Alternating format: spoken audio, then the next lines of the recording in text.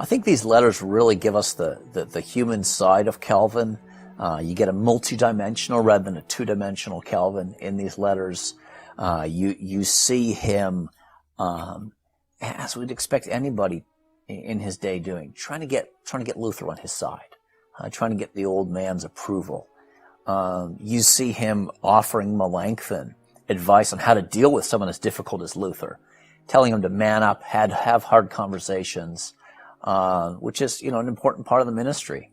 And one of the many ways in which these letters are useful for us today is you see the kind of component parts of a thoughtful minister in the kind of advice that Calvin gives ministers in his own day.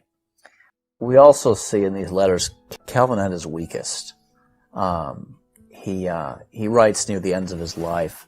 He's writing to different groups of physicians about all his ailments and complaints, and reminds me of a friend of mine who says, you know that you're getting old, not only when you've got a lot of medical complaints to talk about, but when you enjoy talking about them.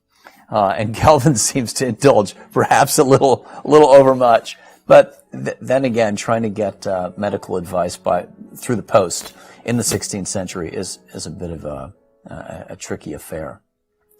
His last letters kind of put his suffering into context too, and perhaps the sweetest of all his letters is the one to Farel. I'm going to read a little excerpt from that letter.